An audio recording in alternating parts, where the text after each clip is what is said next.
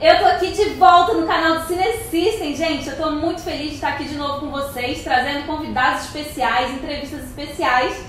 E o nosso convidado de hoje, ele tem muito de especial. Ele é expert em efeitos especiais e cineasta. É o Rafael Borg, do Cinelab. E se você não me conhece ainda, eu sou a Carole Queiroz, do canal Carole Kill. E eu fui convidada pelo Cine System para trazer muito conteúdo para vocês sobre cinema, o que acontece por trás e na frente das telas. E falando nisso, vamos conferir a entrevista? Fala, Rafa, seja bem-vindo aqui no canal do Cine System. Muito obrigada aí por ter aceitado o nosso convite, né? Você aí que é expert em efeitos especiais, cineasta, né, gente? Para quem não sabe, o Rafa, ele é do programa Cinelab, né? E muitos outros projetos aí maravilhosos que você vai contar pra gente. O Cinelab, ele é um projeto muito bacana que ele motiva, né, os cineastas independentes aí a criarem o seu próprio filme, né? Que isso é possível sim, fazer um filme com baixo orçamento. Então, conta aí pra gente como é que é a sua história no cinema, como tudo começou, como que você se envolveu com o Cinelab. Conta aí pra gente. Olá para todo mundo. Olá para você, Carol. Obrigado pelo espaço, pelo contato, esse também no nosso trabalho. E valeu aí a oportunidade de poder falar um pouquinho do que a gente anda fazendo também. Então, o trabalho do Cinelab, como Cinelab, é uma coisa muito louca. Vai existir 1000 histórias, né? Uhum. Existe a minha história, a outra história e a verdade. Mas a história que eu sou mais próximo, que eu vivenciei, né? Sim. Foi que em 2012 eu lancei um filme, um curta-metragem chamado Desalmados. Ah, legal. E a partir daí eu me juntei, né, com o Armando e com o Capel. Na época a gente ainda não era infravermelho, cada um tinha produtoras independentes, né? A gente se juntou para começar a produzir. E depois, em 2013, a gente fez um filme do Armando chamado Velho Mundo. Depois, em 2013, ainda a gente fez um filme com o Capel chamado Metaxo, que é um filme muito bacana do Capel também.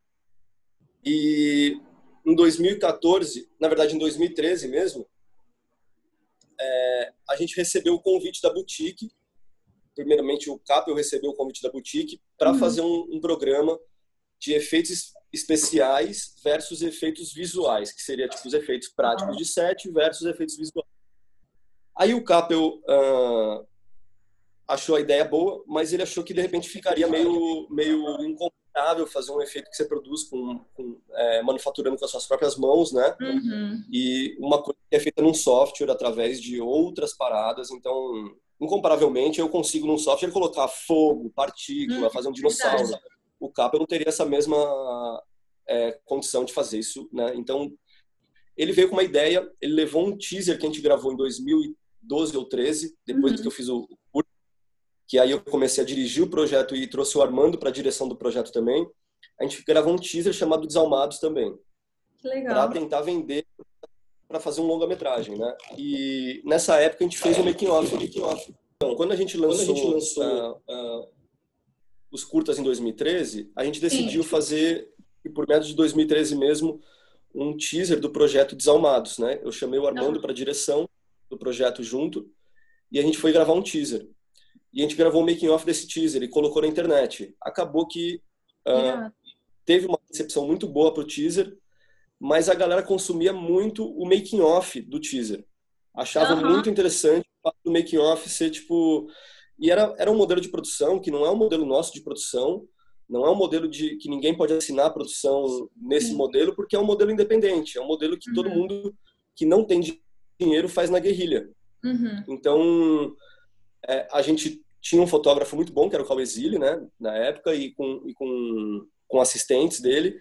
Tinha gente gravando áudio, tinha uma equipe redux de cinema. A gente já trabalhava em sets profissionais, mas os nossos projetos, que a gente não tinha dinheiro, a gente tentava trazer as pessoas capacitadas, mas segurar a onda sozinha, né? Então o fotógrafo tinha uma super equipe com ele, nem o cara do som tinha uma super equipe com ele. Era tudo uma equipe pequena. E a gente fazia acontecer nessa equipe pequena, né? Tendo muita sinergia entre as pessoas, muita conversa no set, a gente conseguia fazer acontecer. Aí acredito que a Boutique interessante esse modelo de produção e começou a construir um formato para televisão baseado no modelo independente de produção, né? Chamando a gente para encabeçar esses filminhos que eles queriam que a gente fizesse a cada temporada, 13 filmes fazendo o making of desses filmes acontecendo a cada 13 temporadas. E é muito E interessante. foi mais ou menos assim que começou. A gente não tinha interesse nenhum, não era uma coisa que a gente estava esperando, ser apresentador de televisão ou Sim. ter um programa de televisão. Até para desmistificar isso, o programa não é nosso, tá? Porque muita gente acha que, legal aquele programa que você inventou. Não, eu não inventei o Cinelab, nem o Caio nem o Armando inventamos o Cinelab, sacou? Tal como a gente não inventou o cinema independente também, né? E o Cinelab é uma obra da Boutique em conjunto com a Universal Channel e com o Sci-Fi. Até para falar que existe uma baia, né? Tipo assim, a gente fala de produção de cinema independente, mas obviamente o tema, até por conta do interesse da Boutique e do Universal, foi a produção de cinema de terror, que era uma coisa que a gente já produzia na época, né? A gente e outros tantos por aí, como o Rodrigo Aragão, Paulo Biscaia, o Denison Ramalho, muita gente já produzia cinema de terror ali, e acabou que calhou que a gente era um grupo, eram 3 pessoas, cada um tinha de fato uma especialidade, e calhou para a Boutique ter essa interação entre essas pessoas, que é a direção, a produção, os efeitos visuais, o dublê, e a gente, por ter um pouco de vivência nessas áreas, né, dentro do cinema, acabou que rolou o Cinelab meio que baseado nessas experiências que a gente tinha. Que legal. E são desafios para vocês, né? Assim, apesar de não ter sido vocês que criaram e tudo mais, a gente ter essa oportunidade de ver isso aqui no Brasil, porque aqui no Brasil não tem ainda, tipo, um mercado tão grande, né? De, assim, filmes de terror, assim, muito, né? Então, eu acho que foi muito legal vocês fazerem isso, porque mostra que as pessoas podem, sim, fazer os seus próprios filmes, né? E falando nisso, você tem, assim, atualmente, quais filmes brasileiros você acha que são referências de efeitos especiais? É difícil dizer, porque é recente, né? Efeitos assim no Brasil é uma coisa recente, a gente está usando agora. Talvez a gente tenha essa noção nas próximas gerações, onde a galera comece a ver séries, efeitos, filmes com efeitos, e começa a criar essa relação de referência, né? Eu acho que referência ainda, para mim, e eu tô falando particularmente para mim, não tô falando de um mercado todo, de uma galera toda, né? Tô falando por mim mesmo. Eu não tenho nenhuma referência de cinema, de quando eu era pequeno, de quando eu comecei a trabalhar com cinema, de filmes com efeitos especiais, né? Sejam efeitos de pós ou efeitos práticos, né? Claro que o Brasil desenvolveu, a partir da última década aí, muitos filmes com efeito prático, né? Tiroteio, com dublê. Tem várias equipes de dublê no Brasil hoje em dia, que é uma coisa que quando eu era mais novo, tinha tipo 2 equipes, saca? Eu sonhava em entrar nas equipes de dublê, eu ficava na internet, assim, maluco, eu trabalhava já com efeitos, mas eu ficava, cara, queria muito trabalhar, mas era uma galera muito pesada, e eu era moleque, não tinha tanta coragem, eu era menos desinibido do que eu sou hoje, né? Eu não tinha, né, era uma galera que pagava muito pau, assim, nesse sentido, ficava, não, tinha meio no pedestal, até ter oportunidade de trabalhar com essa galera e ver que existe um mercado funcional que pode fazer efeitos especiais e ter dublês e ter tudo, sacou? Só que eu acho que é isso, a mecânica do cinema nacional e das novelas e tal, elas estão começando agora a trabalhar com essa parte de efeitos e ação e tal. Até então eu acho que era uma coisa moderada, não era do interesse do Brasil produzir esse tipo de conteúdo, e por isso a gente acabou ficando sem referências, né? E você falou também uma coisa aí, que quando você era mais novo, né, você tinha vontade de ser dublê e tudo mais. Eu também tenho vontade, assim, de trabalhar, porque eu faço Kung Fu, né? Até já te falei uma vez. Eu tô indo pra faixa azul agora. Sim. E eu tenho muita vontade também de fazer filme de ação, né? Atuar mesmo, que eu também sou atriz. E você faz alguma arte marcial? Você já entrou em alguma arte marcial para isso? Ou você se especializou mais em efeitos? Como é que você fez aí? Eu acabei indo para efeitos especiais. Eu acabei fazendo judô, karatê, aikido. Depois de mais velho, acabei tendo contato com Krav Maga, né? Então, que é uma arte militar, enfim. Sim. E eu comecei a perceber que os filmes de Hollywood estavam usando bastante o Krav Maga como né, como forma de fazer as paradas. Então, por um momento eu até pensei, mas a questão é, essa galera que trabalhava já estava nessa daí fazia muito tempo, entendeu? Essa galera já tinha feito Krav Maga, Kali Sila, boxe chinês, tudo. Então, eu com o meu Krav Maga de 4 meses de academia, sacou? Eu não ousaria chegar perto dessa galera e falar assim, olha, eu queria ser dublê de ação, entendeu? Mas eu acho que isso ser dublê é uma responsabilidade muito grande, né? Através do Cinelab e dos filmes, várias oportunidades me foram dadas para ser dublê, entendeu? E acabei topando e fiz muita queda, fiz algumas lutas, fiz algumas besteirinhas, tá ligado? Que muitas das vezes a gente não tinha condição de chamar nossos amigos do Aguinaldo, né? Você dava o cara tapa lá na cena, né? Não tinha como, às vezes. O Ian era era um filme de baixíssimo orçamento, às vezes, e a gente mesmo tinha que fazer. Então, beleza, vamos lá, quem tem mais disposição. E falando nisso, né, que você falou que já fez vários desafios aí, eu sei que cada desafio, né, ele tem aí o seu valor lá no Cinelab, mas qual desafio para vocês foi o mais marcante, assim, que vocês fizeram e, tipo, quando vocês finalizaram, vocês falaram, caraca, a gente conseguiu, não sabia que ia conseguir. Tem comemorações que são, assim, bem...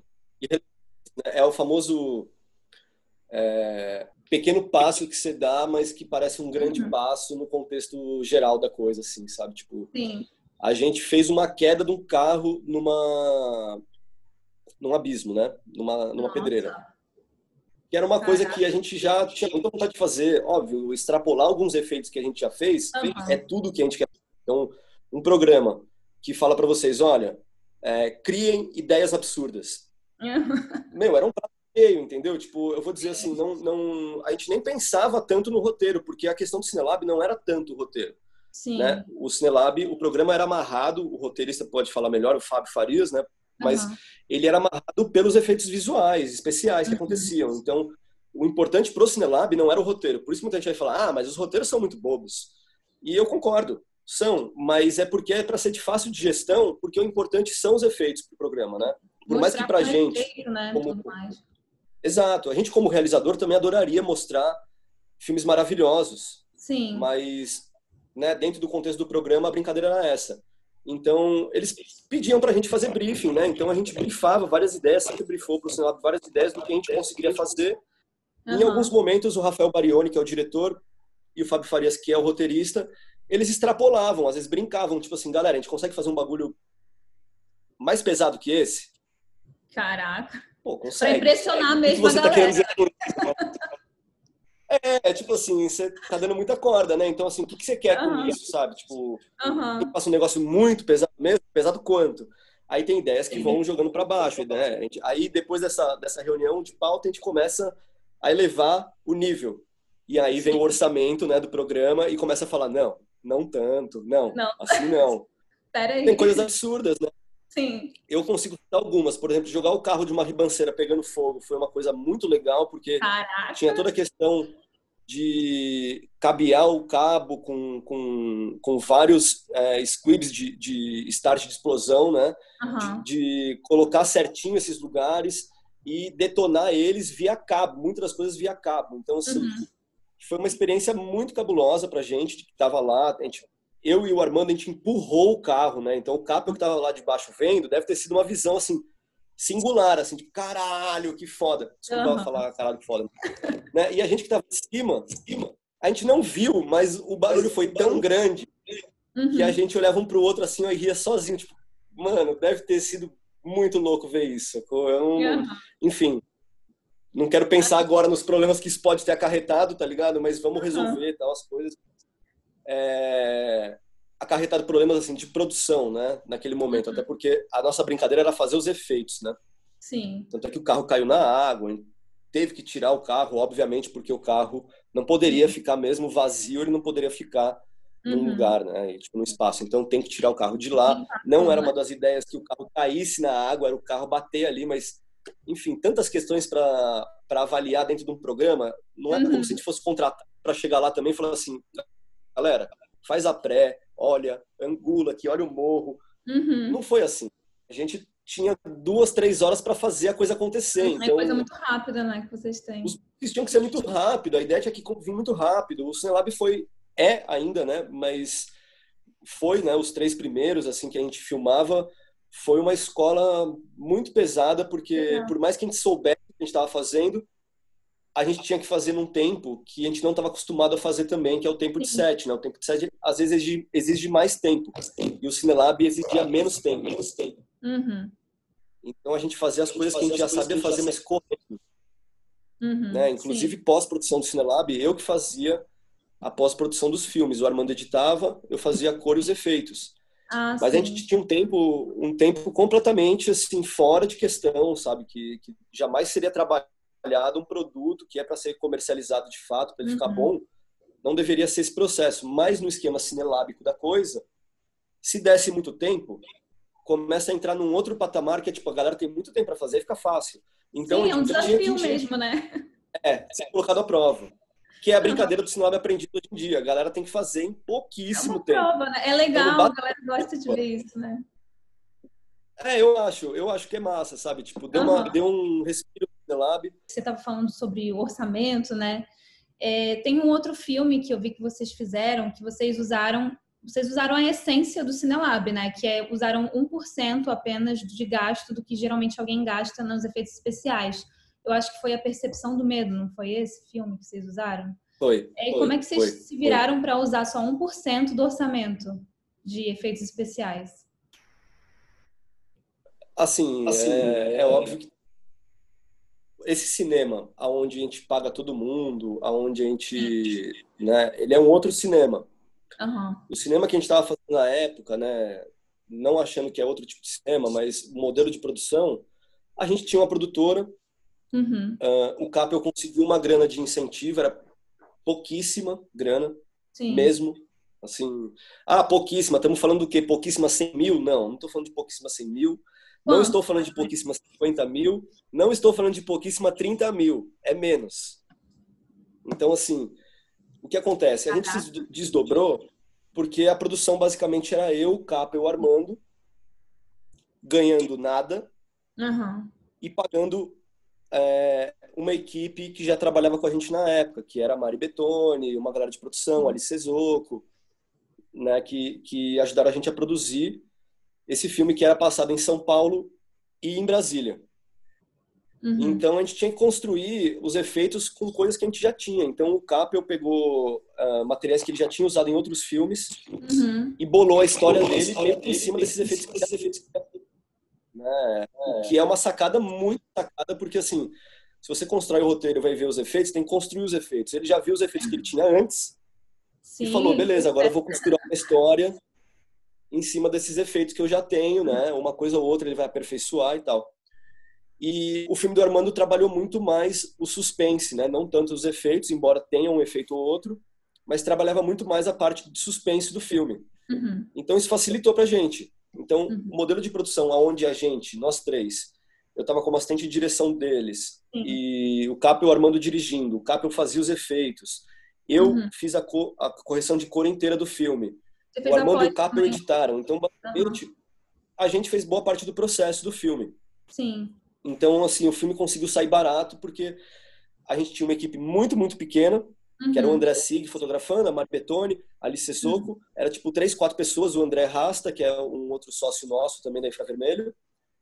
E foi essa galera que fez o filme acontecer, assim. Então, tipo assim, foi uma equipe muito pequenininha, desdobrando, fazendo pré-produção, tentando acertar as coisas, e o filme foi muito na raça. Então, tipo, chegando em Brasília, o Armando tinha feito a visita de locação, já tudo mais, batido foto, mostrado para a gente, mas foi meio que uma coisa assim, chegamos no set, vamos filmar. Parabéns aí. E a gente tá falando aqui, né, o tempo todo sobre efeitos especiais. Eu lembrei que esses dias eu tava vendo um filme que ele é de 1973, Mr. Nobody, o nome, que ele é um filme de faroeste, assim, uma cena que eu vi que eles estavam, tipo, fazendo uma competição num bar, bebendo cerveja e atirando no copo, assim, sabe? Acertando na mira e, cara, parece que essa cena foi muito bem ensaiada, porque naquela época, né, só efeitos especiais práticos, né?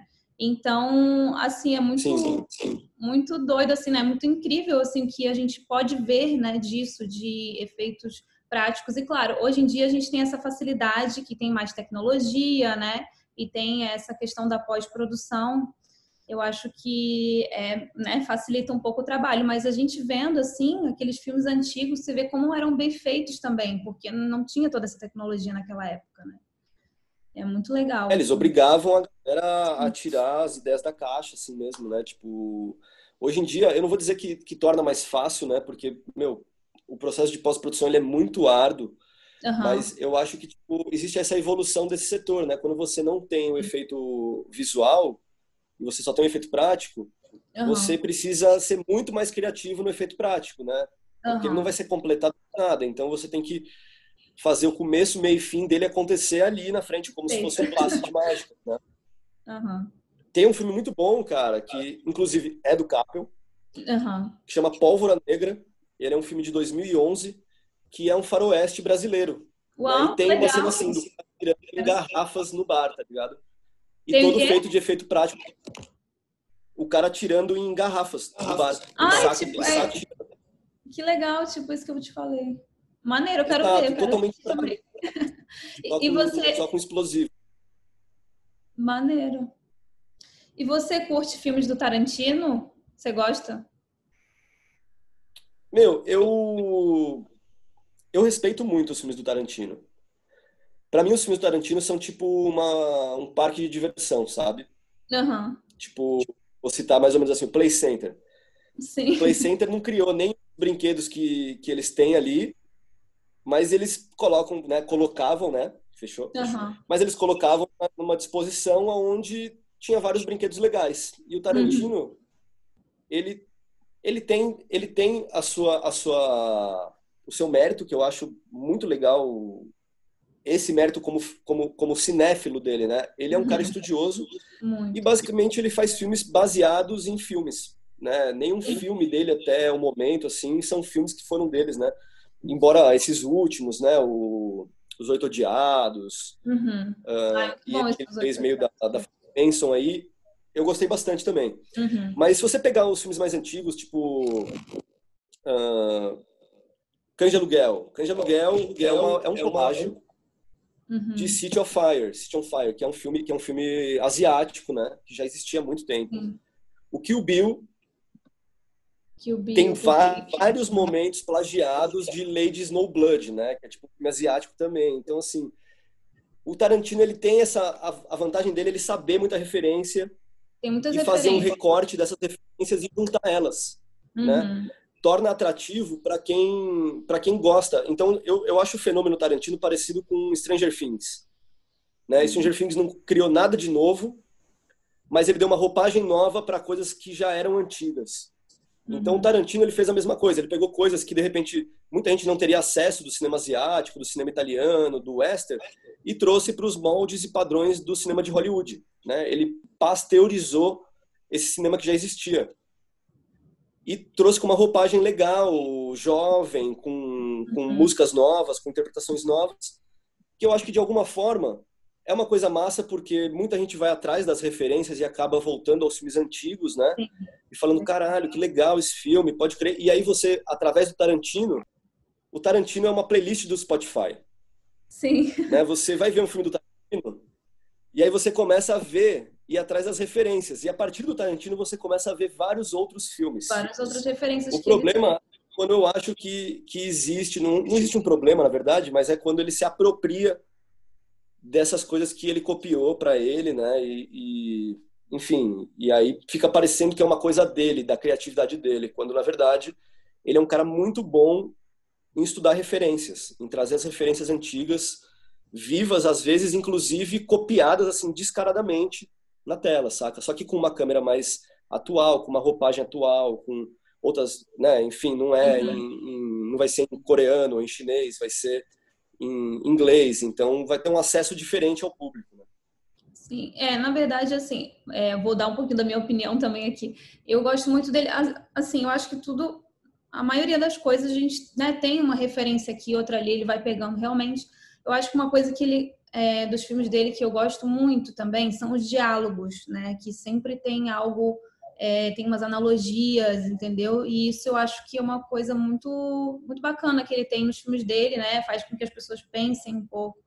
E também, claro, que é a marca dele, né? Que é o sangue. Que a galera fala muito que quando vai assistir filme de Tarantino, vou ver muito sangue. Então, até por isso que eu te perguntei sobre isso, porque como vocês trabalham com essa parte, né? Mais assim, de efeitos especiais.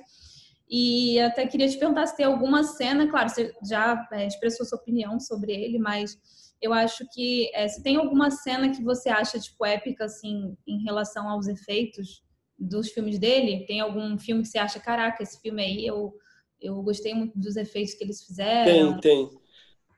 Eu não vou saber se é no Kill Bill 1, 2, mas a cena que é uma turma luta de espadas, assim, naquele salão, com maior galera, e depois ela tem que lutar com uma garota que tem, tipo, um tchaco com uma bola com espinhos na ponta.